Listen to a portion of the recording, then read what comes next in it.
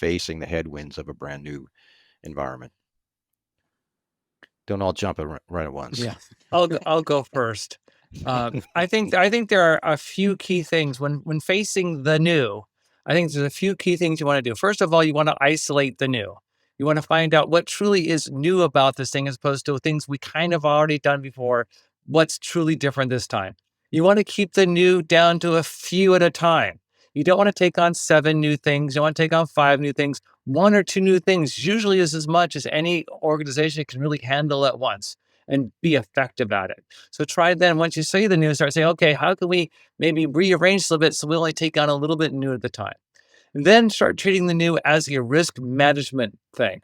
That is, you start saying, okay, what are the things likely to go wrong? What assumptions are I making to even make plans? Turn those risks and then figure out how to learn about those things as quickly as possible, particularly things like using techniques like buying information. How are you going to mitigate those risks and reduce those risks so that either the probability goes down or the severity is less if it does happen? Once you start treating it as a risk management approach, then you start really reworking your plan where you're going to see some more actual spending up front typically, because to deal with the new well, you got to have significant spending up front, I think, because you got to do some risk mitigation. That's extra work you wouldn't have had to do if you were just doing the old. So you do that upfront spend and then watch and as you're going forward about how you could do that as fast as possible in terms of increments so you can learn whether what you're spending that money on is actually working or not. You don't want to spend a bunch of money up front and not realize it's working for another 8 months. You want to spend that money up front and start getting that learning in a month, 2 months max.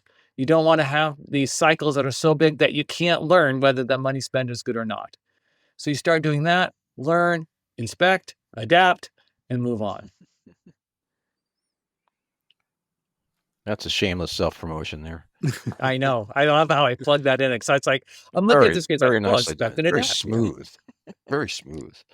I mean, So I would Go ahead, just Steve. extend that by saying, yes, learn, but understand that there are many ways of learning. An exploratory prototype, hire an outside expert, maybe watch a YouTube video or two. But the point is, there's more than one way to learn than just you batting your head against it, that there are other resources out there.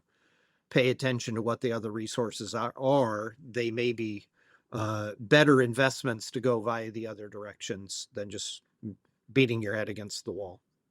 Right.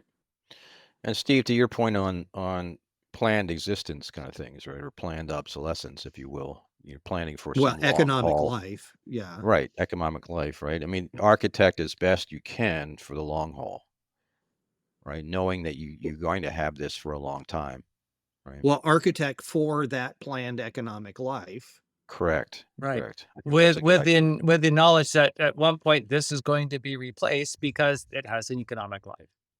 Right. Mm-hmm. But it also, I think, enables you, if you think modularly and whatnot, enables you to do incremental replacement at that endpoint, as opposed to having to completely turn the page and start again. Even though by the end, you probably need the system to make everybody happy with being able to do their jobs, that doesn't mean you have to start by making everybody equally happy at the beginning. Pick a user class or a customer class.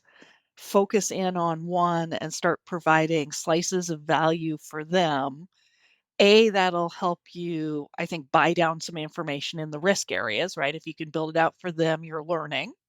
You're not learning across the totality of the system. You're learning on a focused section of the system. You can vet with them that you are actually making their lives better, right? The intent here is you probably had some things about that old system you didn't love, and you want the new system to be better. Let's validate and test that along the way, right? If I give you 4 value paths and none of those are making you happy, I need to rethink what I'm doing and think about how do I provide value paths so that I can, as quickly as possible, actually get something useful into people's hands to actually start using it. I like it.